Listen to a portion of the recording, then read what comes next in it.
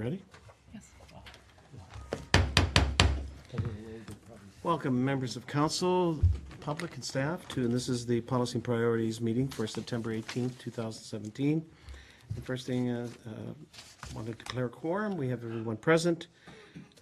Item 2 is we want to adopt the agenda moved by Councillor King that the agenda for the September 18th, 2017 regular meeting of Policy and Priorities Committee be adopted. Changes, amendments, any? Hearing none, all in favor? Approved. Carried. Next, members of council, disclosure of pecuniary interest and the general nature thereof. Any? None, Mr. Chair. None, thank you. Chair. That the committee, there being none, then we'll move on. Under new business, there is no new business. And number 5.1, winter operations plan.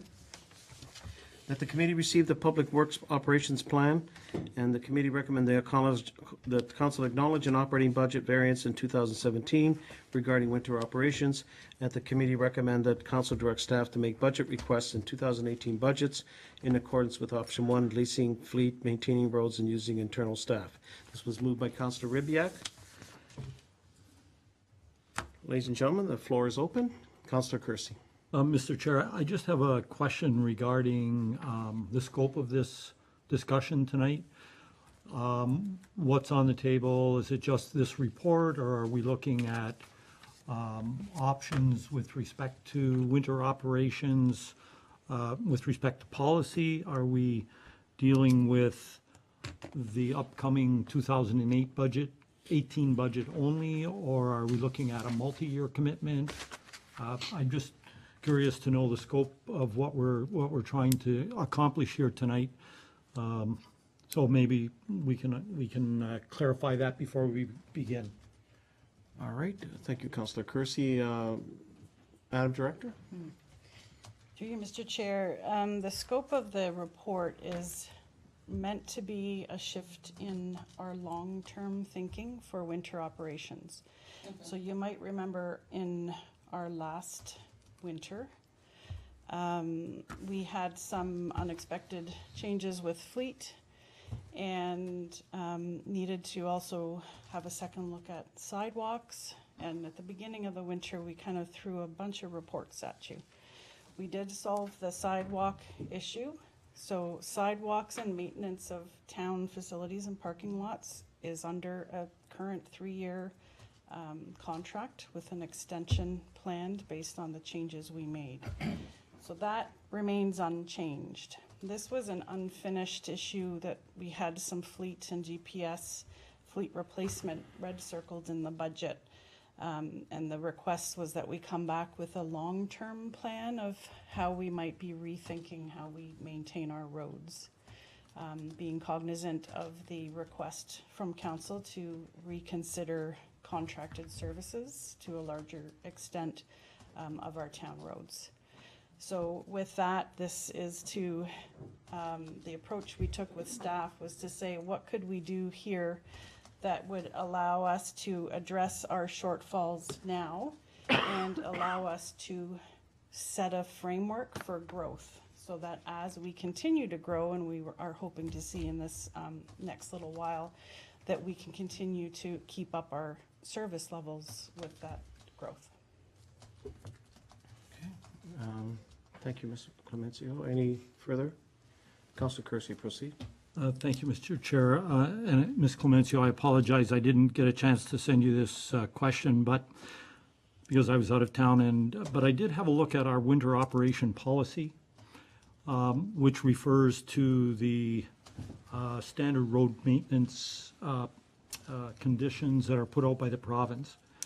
And I wondered, in the context of you looking at the operations here and the recommendations, if you looked at that, or maybe you can explain to us how we evaluate our roads and how we go about addressing the roads, because within the maintenance standards that I was able to read, there's quite a range of classification of roads and what the parameters are when you have to get the snow off, at what levels, and that gives you a determination of how frequently you have to go to the street. So I wondered if that came into play here. Did we look at firstly, if you could tell us what standard we use, is it 6 inches for everything, or is it 4 inches, or just how we determine what roads we're gonna plow when? And if we looked at that and seeing how we could perhaps adjust our budget to save money by not necessarily plowing all roads the same. I'm sorry that it's a long-winded question. Ms. Clemencio, are you prepared? Can you answer that? Through you, Mr. Chair, I'm going to give it a shot, so let me know, please, if I've missed anything. In terms of the minimum maintenance standards, one of the items that's talked about early on in the report is that there is a risk this year to meeting our minimum maintenance standards if we continue the way we were approaching winter last year. With that said, we have spent a lot of time reviewing what those minimum maintenance standards and if there are efficiencies in how we deliver the standards or our service against those standards and our service against the expectations in our policy, because our policy service levels are higher than minimum maintenance standards. That said, we do have 3 classifications of roads, class 3, 4, and 5. The higher the class, the less priority the road, if you will. So we have actually just some small segments of roads that are class 3. The bulk of our roads are 4 and 5, and the response does vary depending on the level of, or the classification of road by standard. That said, the policy was written to carry forward the current service level, which sits higher than those maintenance standards. So we are allowed to, under the minimum maintenance standards, let some of them go for 150 millimeters, say, of snow accumulation for a certain number of hours after the snow has stopped before we respond. We don't take that service level approach here. However, this year we might have to go there or below in order to make sure we get all of the roads covered. The way we approach it here is we have defined routes. The drivers get to know their routes, and the routes have been chosen based on those classifications of roads and matched with the fleet that we have available. And you consider such things as the hills, the bus routes, the crosswalks, those higher risk areas, even though they might not be classified higher, they are higher risk. So we incorporate those into the routes so that when the fleet, the drivers go out, they're hitting all those high priority areas at once by spreading them out through the routes rather than having one route take all of the high priority areas. So we've tried to maintain through our approach here the policy. We took the risk to meeting minimum maintenance standards and the risk to not meeting our expected service levels as 2 of our criteria in evaluating these 3 options that we narrowed it down to. And that was part of the scores that we gave you for each option. Councilor Chris? Thank you, that very thorough and sets a baseline. I don't know whether council wants to consider any of that, or whether we want to look at directing staff around the minimum standard. Is it the provincial standard we're looking for? For example, one of the communities that I looked at was Ottawa, and Ottawa, much different community in terms of size and scope. But by moving from 6 centimeters of snow to 10 centimeters of snow on their rural roads, they saved $6 million a year in plowing costs. So that's why I asked the question. I don't know whether council wants to, as part of our policy review, look at that or direct staff to look at that. Well, that could be, Councilor, as part, once we complete the discussion, let's go back to that and see where we want to take it and what sort of standard and policy-wise we want to take it. Thank you.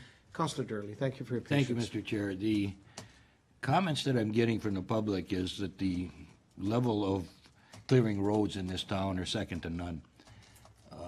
I know safety is a big issue, and we're looking at snowfall and icy roads and so on and so forth, and the staff is doing an excellent job on that. I would just hate to see our level go down to some of the other municipalities in this region, because I know there's one street where they're lucky to get it plowed 2 weeks after the snowfall. So, I'm looking at how can we maintain the excellent service that was going there at an affordable level? This is what I'm looking at. I don't like to see, the level of service drop, because we have an excellent reputation for our roads. Matter of fact, I talked to several people that if they have to go somewhere after a snowfall, instead of going directly, they'll go through Pelham roads in order to get there to take a second route. And this is a compliment to our staff and to our town. So, this is something that I think we should try to maintain. Thank you, Councilor Durley. Others? Councilor Ribbiak? If I might move to other parts of the Sure. report, if I can, and I Sure, so why don't we cover much of, and then we'll get back to some of the germane issues, if that's, Councilor Ribbiak? yeah, my questions at this point are just for clarification and understanding of elements of the report that I wasn't entirely sure of. My understanding is that the table that was set out, I guess there were two tables in this. The tables that are set out, the dollars indicated are, as you call it, impact on budget, meaning not the entire budget, just the change to the budget? Madam Director? Through you, Mr. Chair, may I ask where exactly you're referring? Well, I'm talking about table one options for winter maintenance based on the how might we exercise that I guess was carried out within staff. Option one, the annual capital to cover the annual lease cost of 2 tractors or plow trucks with salt attachments, you indicated about $56,800. So I guess my question is that I doubt very much that that's the annual capital cost. So I'm guessing that's in addition to the budget as it currently exists. I just want to understand the number. Through you, Mr. Chair, and I apologize if it wasn't clear. I was trying to give there some background on what numbers were put into the calculation. So this is meant to show that for option one, there would be a lease cost, which we capitalize here, that would be annual, that we currently don't have now. We don't lease our plow equipment. Right. So that would be an additional $56,800 that would be in the capital budget related to 2 tractors. And equally, through you, Mr. Chair, means? the installation of GPS capital, that's $20,000 that we had not spent in the past. That would be a fresh capital to deal with it. And I'm guessing that where you talk about operating budget in the second option, increase in operating budget to cover additional contracted services, the $200,000 that you've indicated there is the additional to the budget as opposed to the entire budget. Through you, Mr. Chair, yes, that's correct. That's an additional cost related just to the additional contracted services related to roads maintenance, not the current contracted services for sidewalks. Terrific. If I may, Mr. Chair, means. just again for clarity and to remind me, I'm sure you've told us before, but tell us again. The GPS, what's that all about? That's just keeping track of where the trucks are? Through you, Mr. Chair, right now we count on our plow drivers to document any modifications to their route. So really it's minimum maintenance standards require that you keep records of where you've been, so that really for our due diligence, should we ever have a problem, case, liability issue, litigation, we are able to prove who drove down what road at what time. Having a record that someone drove a route isn't strong because routes change, and sometimes emergencies come up and we'll pull someone off a route to go clear another road or a hill that the police have asked us to salt or whatever it might be. So having just the route records isn't enough. We really do need a road segment by road segment record. And most municipalities really struggle with this because you're asking the plow driver to stop, pull over, and write what road segment from this cross section or this cross street to this cross street they've covered, and whether they were salting, whether the wing was down or up or what have you. It's a lot of records maintenance. We don't have wing drivers here. We have 1 driver per truck. Some other municipalities use a driver and a person to operate the wing, and that person is able to take better records. So the option that a lot of municipalities have gone with is electronic, where you install GPS units that are not only able to record where they've been, what speed, whether the wing was up, whether the plow was activated, whether you were salting, but the salt application rate or the sand salt mix. So there's strong records from a liability point of view, not that that's our only driver, but it's a big driver to say we can better document what we've done to prove that we've met our minimum maintenance standards. Right, and through you, Mr. Chair, it also provides lots of data to help us understand how to achieve the quality standard that we want to achieve, because clearly we can follow up the evidence that way. Through you, Mr. Chair, absolutely, it keeps us efficient and allows us to keep bringing that information forward and learning from it through each winter season. And through you, Mr. Chair, one last question, if I may. This is just for clarity again. With regard to option 2, you've indicated an impact on the budget. I'm assuming that means net of any cost savings that might have been experienced as a result of contracting out work that is currently being done internally, or does it not? Through you, Mr. Chair, the operating costs, are you looking at the 306,819 figure for Yeah, operating costs? the total for option 2 was 580. You're looking at operating costs, including labor, materials, et cetera. And I just wanted to be sure that if we're, that as we consider the different options, that we're considering both sides of the equation, not only what goes up, but what goes down too, in the event that anything does go down when we go that route. Mr. Chair, we have, we adjusted fuel, materials, labor accordingly based on our projections of what routes the contractor could handle. And with all 3 scenarios, we do keep a staff complement. And the proposal here was to keep what we already own and the staff we already have, keeping either all the roads or keeping a core. And when we did the how might we process, it made the most sense to keep the staff doing the rural routes, and the urban routes, which require the more specialized fleet and grow more quickly, could grow with the contracted services should we go that route. So that's why we still in all of them will carry base operating costs and capital costs based on keeping that core fleet. And those dump trucks are used throughout the year, not just for winter. So that's what we talk about, this core service. And then we would either add extra resources to do the urban internally, or add extra resources to do the urban externally. And that's really what it's boiled down to. So there's some change in the operating costs, but it won't completely disappear, because the option of completely contracting out all of our roads wasn't explored further. It was considered and put through the challenge map, but we didn't explore it because of the cost. Mr. Chair, I'm going to leave that for now, but I have other questions possibly that I'd like to come back to, if I may. Others? Thank you. Thank you. Good. Yes, through you, And then, Chair. sorry, Mr. Mayor. and then No. No, you first. Okay. I'd like to ask the director, if you could explain kind of the, and maybe it's in this report, I've been through it a couple of times, and I went through it fast like right now. When the town leases a snowplow, is that for a set number of years, or is that just from, say, November 1st till April, or whenever? And if we do indeed lease it, no, please answer that question first, if you could. Sure, through you, Mr. Chair.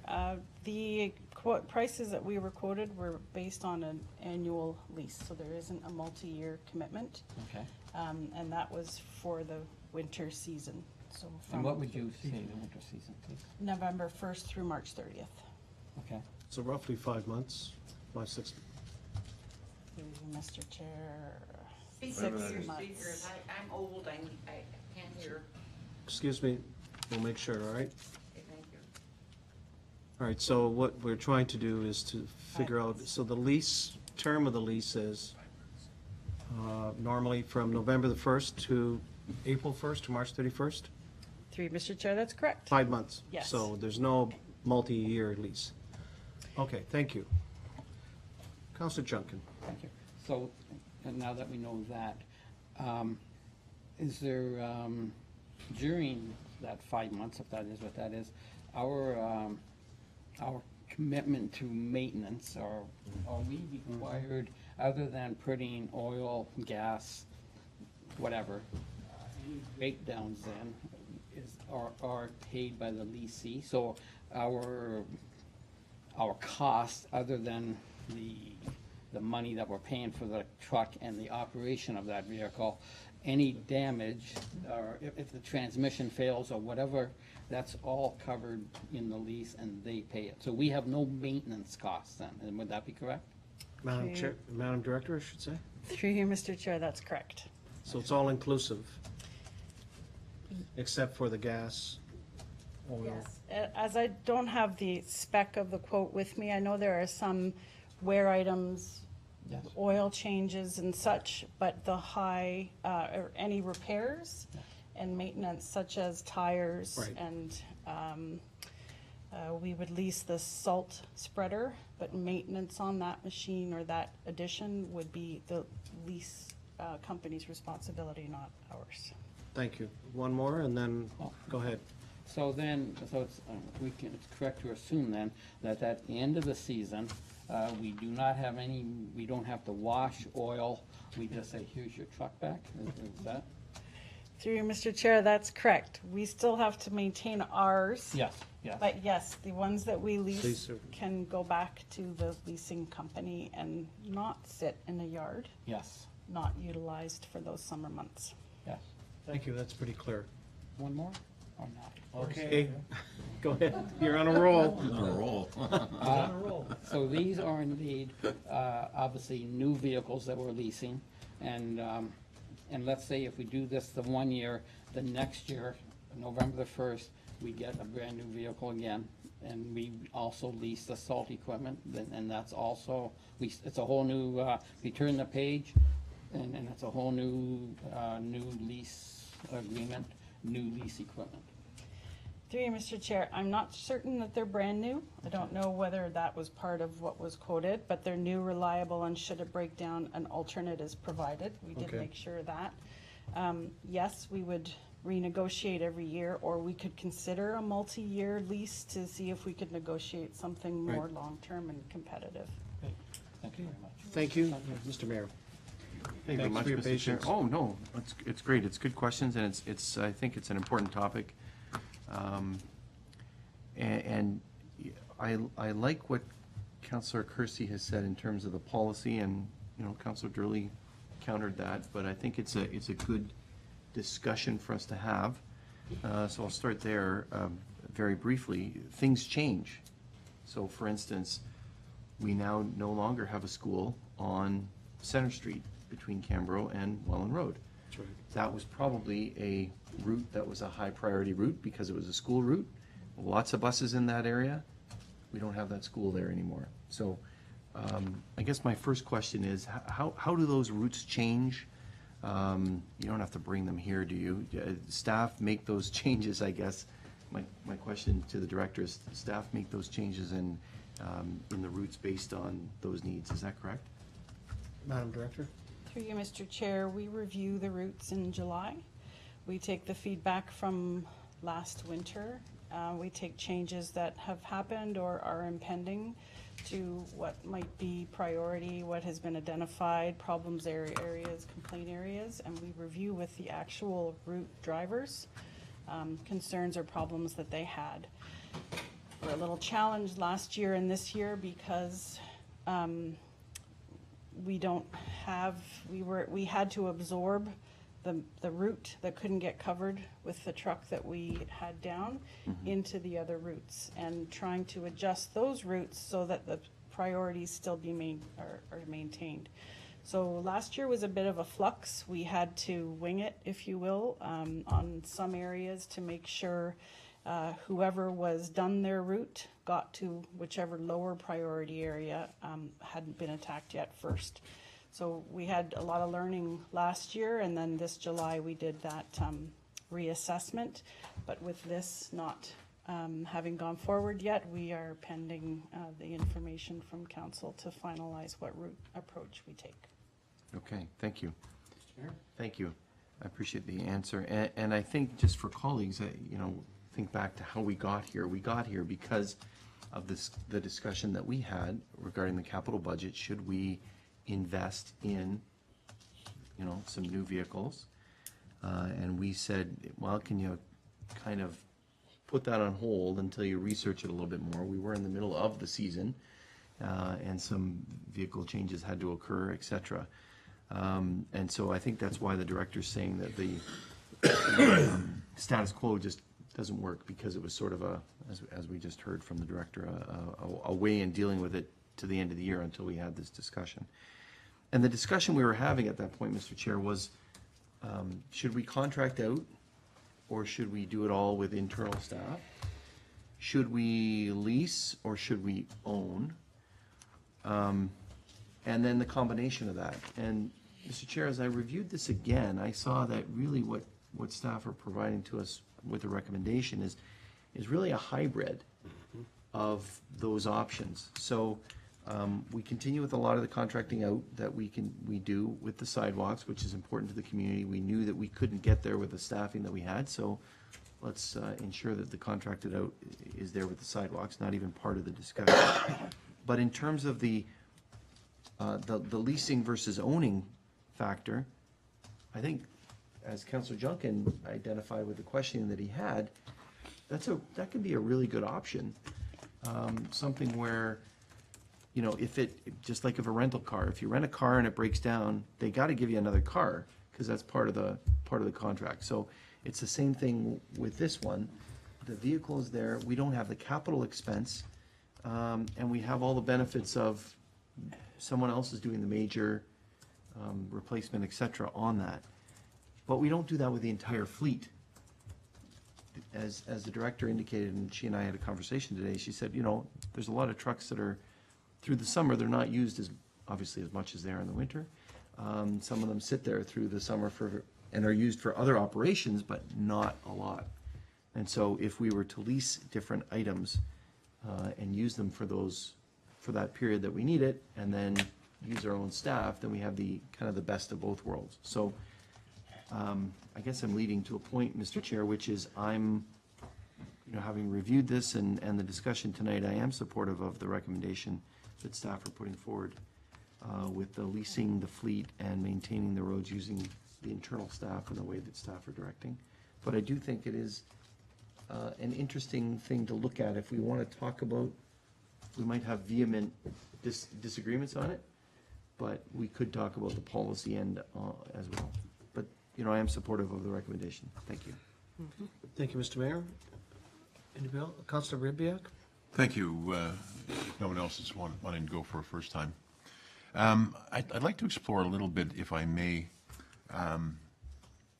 elements of option 2, which I understand is internal rural, that is using our equipment and people to do the rural roads, and contracting out the urban streets. And I think what Madam Director said, she will clarify, I'm sure, if I'm wrong, is that requires a kind of expertise and equipment that's different. I wonder if you can talk about that a little bit, because this is an area that I'm not at all familiar with. Madam Director. Through you, Mr. Chair. Different is the right word. The approach to rural routes comes with a certain finesse and larger trucks that can hold more salt and sand so that they can cover more kilometers before having to come back to recharge. Urban routes, the time is really spent getting through and around vehicles and dealing with the congestion being urban. Typically a smaller vehicle is more effective, especially on circles or narrow roads or roads where there might still be parking issues. The speed becomes less of an issue. The time to get through a route really is about the coverage of the different types of roads, meeting the priority areas and covering everything within that allotted time. So our rural route drivers tend to drive from 6 to 10 hours on one pass of a route, just because of the way things have grown. We've only been able to, you can't expand the rural routes longer than we've already got them stretched without a sacrifice of attention to detail.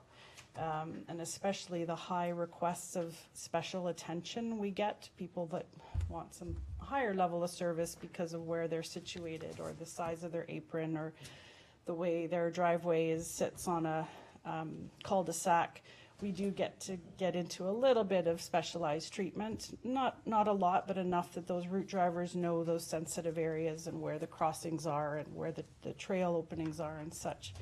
So it's not so much a different level of expertise, but it's harder to bounce back and forth throwing a rural driver on an urban and so forth. So because our fleet right now is most specialized towards larger trucks, longer routes, rural coverage, rather than what we did a lot of the urban coverage with this past winter was the new tractor that we got a few years ago.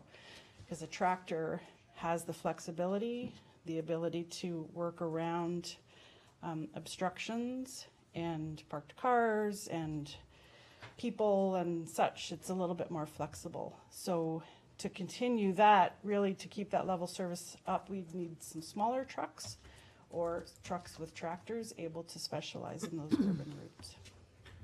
Councilor Bianca? Thank you, Mr. Chair. So thank you for that. That clarifies. In option one, then, the leased fleet, or the fleet that we are going to lease, would those be tractors for urban roads or the trucks for the rural? Through you, Mr. Chair, it is tractors that we would be throwing into the urban area and pulling one of the trucks that does a lot of the urban route out towards the rural. Thank you. And just as a follow-up to that, so when the trucks inevitably reach their lifespan, would it be a continuation of option one if we were to accept it, to then lease additional fleet when that comes up, or would it be to replace purchase with purchase or owned with purchase? Through you, Mr. Chair, I think I did note it in there that May have, yeah. it would be wise to keep a core amount of fleet because we use those trucks all year for culvert replacements, road work. There's a wide range of work that they remain fully utilized for. Those would remain our rural dedicated trucks in the winter and still are cross-utilized in the summer months. So as those are due for replacement, they currently have placeholders in the 20-year, and we would still recommend either leasing or replacing by purchase, that type of vehicle. Great. If I may, thank you, Mr. Chair. So help me understand how the work is organized amongst our employees. I take it all the snow clearing that we do with our people now, these are all permanent employees, permanent full-time. The work is sporadic, of course, just the nature of the beast. So how do we manage that? Is that with overtime, days in lieu? Explain that a little bit. How does that work for us, and how would it work if you were to compare it to a contracted force, if a contracted force were to be used in the same circumstances? Madam Director? Through you, Mr. Chair, currently our day staff, our roads staff, work regular day hours, winter and summer. And as winter events occur, they come in as well as water, wastewater, and beautification staff as needed. This coming year, to align with the overtime policy, they will be paid overtime as we approach, or we use that consistent approach with all staff. In the past, the drivers used bank time, so they their time until they reached their bank time cap, and after which they incurred overtime, which usually happens in, let's say, February. It wouldn't be typical to get through the whole winter without having some paid overtime. But we are transitioning that because of the new policy to make sure they are compensated consistently with the policy and the way the rest of the employees are compensated. So that would be overtime paid at time and a half for call-ins to typically of 13 or 14-hour shifts. And if it were contracted staff, that would just be, what, per ride regardless of the hour, or is there standby cost? Is there, I mean, Through you, Mr. Chair, the contracting structure that was proposed to us by two contractors, one of them is the existing contractor we have for sidewalks, is per event. And whether or not they are doing full salt and sand or just salting and sanding intersections. On top of that, there's a standby fee for every day that they're not out plowing. So we pay a fee when they're idle, and we pay their fees per event, regardless of whether it's a holiday or a weekday. For us, the charge is the same. I'm not sure how the contractor handles it internally. thank you, I appreciate that, Mr. Chair, and I don't know, maybe some other questions will occur later on, but I'm good for now. Others? Councillor Kersey for a second time? Thank you, Councillor Papp.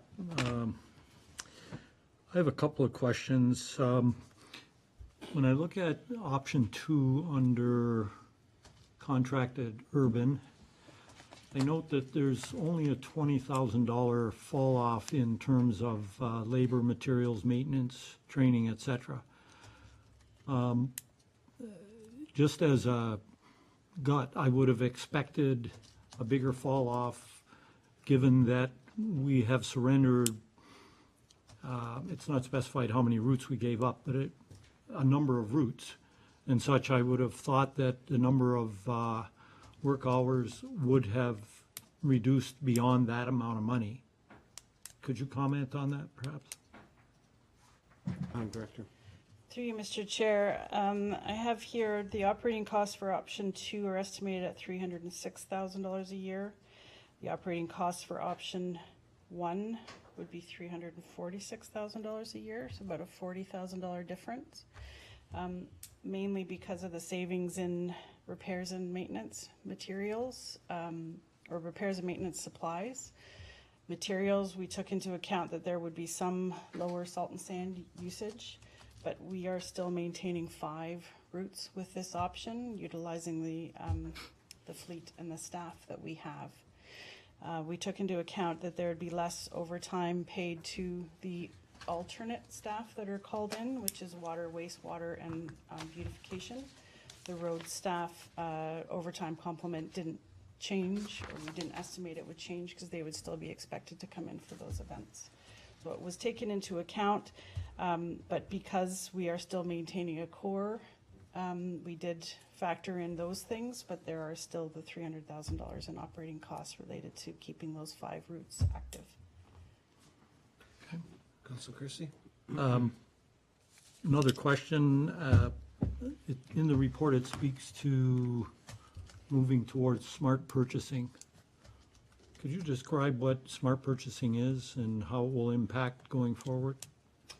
Through you, Mr. Chair, this is a term that we use internally to, as we started about 2 years ago through a How Might We and the beautification team, where we wanted to make sure that for larger purchases that we weren't simply replacing what we already owned, that instead we were considering the end user, what they really need, considering if there is an alternate approach, if there's other fleet that could be utilized instead, with our end goals to be full utilization, less specific equipment that sit a good portion of the year and then, or the month or whatever it might be, but you are used only for specialized applications. Of course, we can't do it on all of them.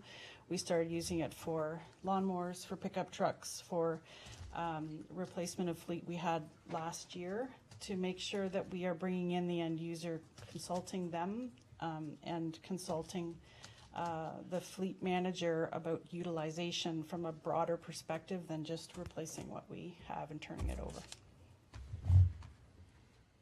Okay. Councillor? Thank you, Mr. Chair. So when we look at this, and it goes back to my initial questions, whether this is a one-off for this year, or whether we should be looking going forward. Have you done that? Have you sort of looked at subsequent years in terms of what our needs for staffing will be, for example, as the community grows and we take on new subdivisions and the responsibility for the sidewalks and the roads?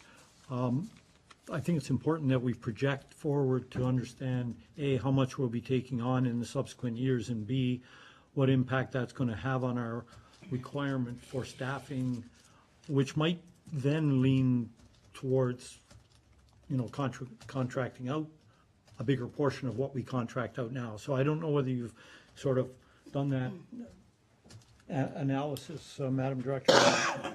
Madam Director. Through you, Mr. Chair, we have 5 roads drivers. We have 1 supervisor who currently takes on the patrolling. That's a regulatory requirement as well. And then we draw on water, wastewater, and beautification staff.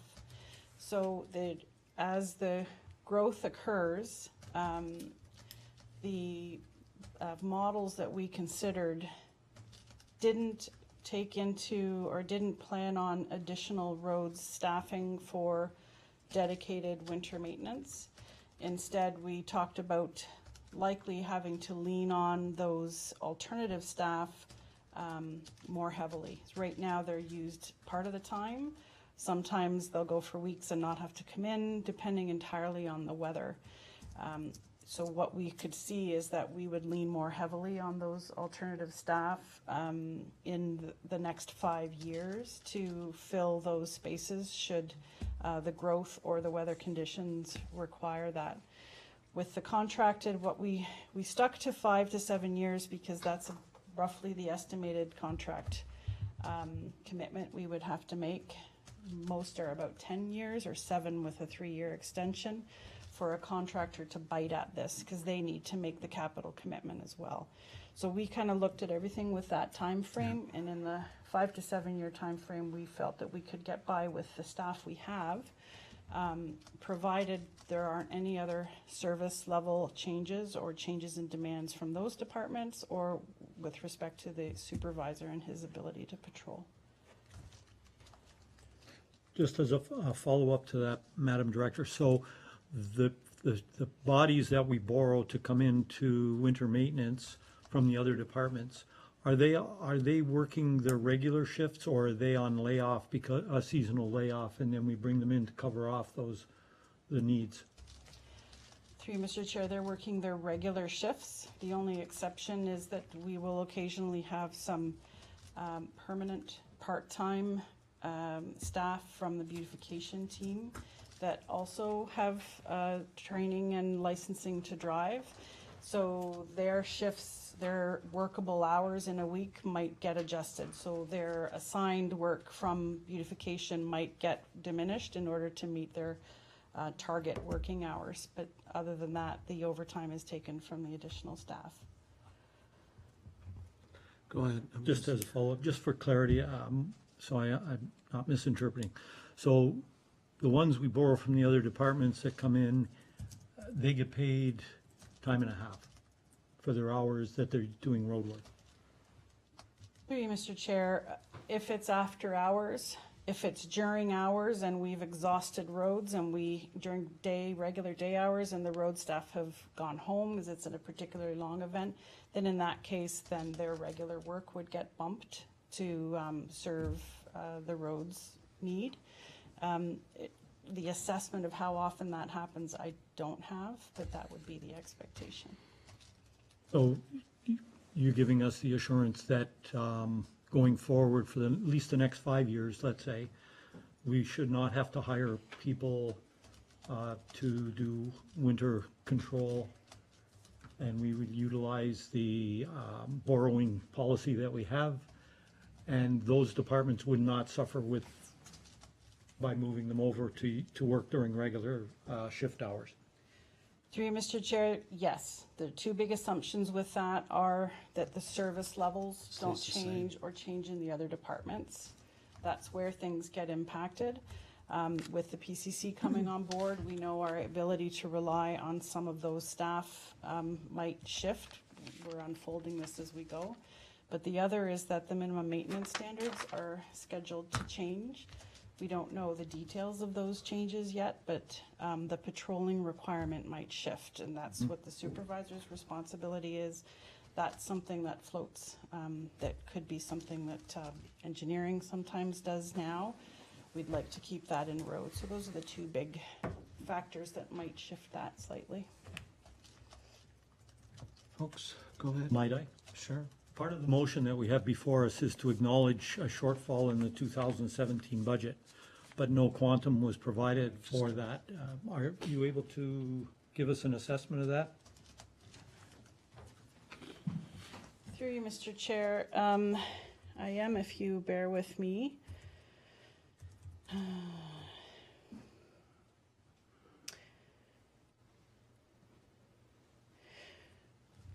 I can tell you conceptually, the changes with the sidewalk coverage, contracted services for sidewalk that was decided late in the year last year, was not incorporated into the 2017 operating budget. That was estimated at about 95,000 should the winter be a regular winter. So that shortfall exists because that amount wasn't put into the operating budget. As well, the overtime incurred is more than what was budgeted for winter, which was $6,000. So those two facts make a difference.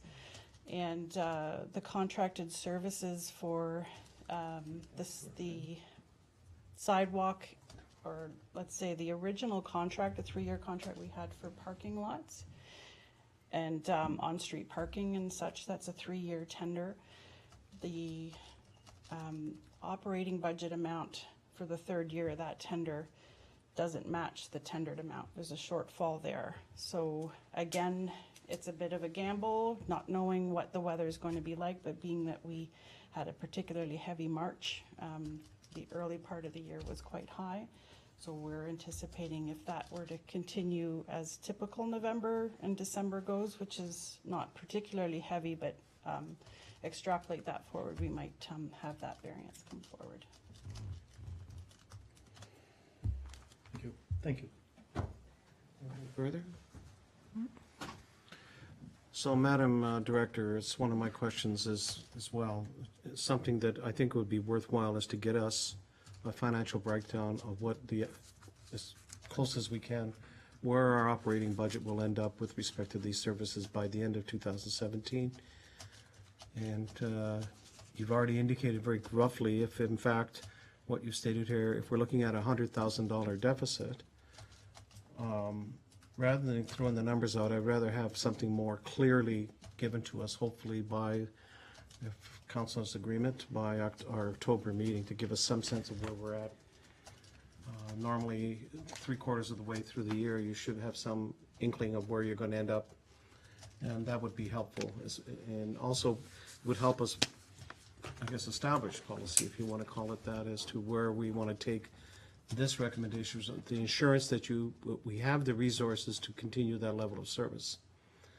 So I guess the question I have is, can we get a quantum amount, specifically breaking down where we'll end up at the end of the year? Because I understand that, and let's say we have a light November, December, right? Presuming. But we need to feel guesstimates are pretty accurate sometimes. So if in fact we're looking at that kind of number, then we need to know as quickly as possible in case there's other. And I'm looking just at the snow plowing services, right? Because the overall budget is something that we need to get a handle on as well. Madam Chair, or Madam Director? Sure. Through you, Mr. Chair, I have kept the treasurer up to date with all of our projected variances.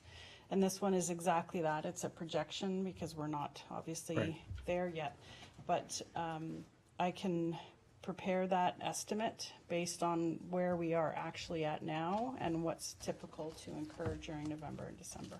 So if colleagues and Matt, Mr. CAO, if we can direct that that be brought to us, possible, and Mr. Mayor, in October, to give us, I guess, as close as possible, not just with you, but the whole town, is where we're at as far as spending goes, where we're, because this one, if we make a decision, I think part of it is, you're right, Councillor Kersey, that next year, it's the end of our term, depends, we're taking on new services, a lot of services that could have a major impact, and I would think it would call for a re-examination, reanalysis of how we're going to continue, quote-unquote, our level of service and snow clearing based on the assets that we'll have to look after. But that's time for another discussion. So any other comments or questions? No. All right.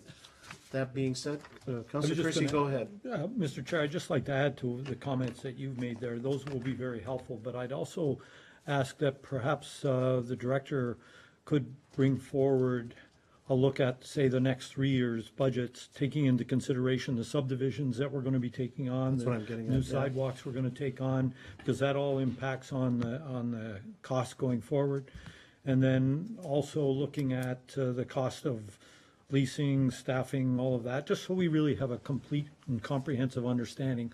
I'm content with the, voting in favor of option one. I think it Right. makes sense. It moves in the right direction. I must confess, I'm a little bit surprised about the contracting out option, but having said that, I go with what's in front of me, but I would like this additional information going forward when we get into the analyzing the future for us. Right, and I think members of council and Mr. Mayor, once we get into more detailed 2018 operating and capital budgets, we'll have a chance to re-examine that again to make sure that we are allocating what we need to allocate based on, policy-wise, where we want our service levels. So that being said, Councillor Dirty. Thank you, Mr. Chair. At our next strat planning meeting, which is coming up very shortly, perhaps that would be a good time to have a look at what we envision for sustainability part of our strat plan, and this could be a very important topic to discuss at that particular time. So, I just made a note here that I would like to bring that up, and I think that could be a major part of the sustainability issue of the strat plan discussion on Wednesday. Thank you.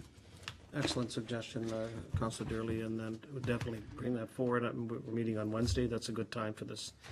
So going back, that the report states the committee received the Public Works report on winter operations, and we recommend that council acknowledge the operating budget variance. Now, we'll get more detail on that. If I would ask that we get more detail, it's not being critical, but describe what that variance is.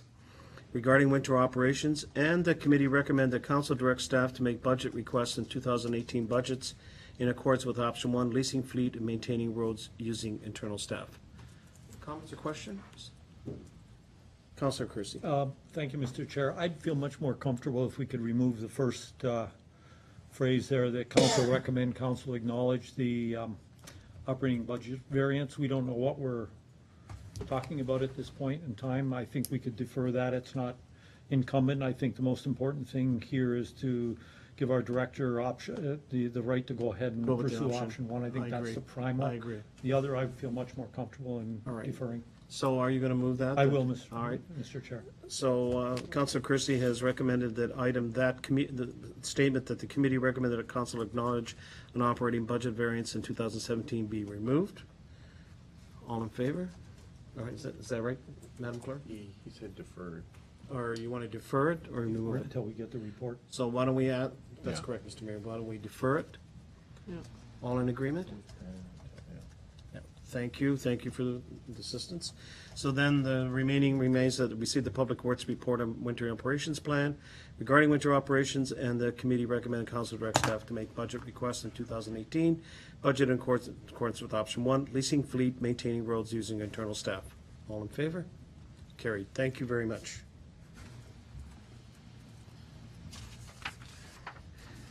There being no further items on the agenda, I declare this meeting adjourned. Thank you. Is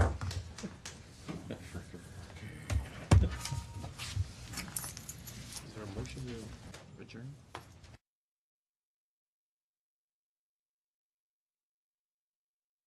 Policy and Priorities Committee be adjourned until next regular scheduled meeting for October 2nd, 2017, moved by Counselor Papp. All in favor? All right, thank you so much. I apologize.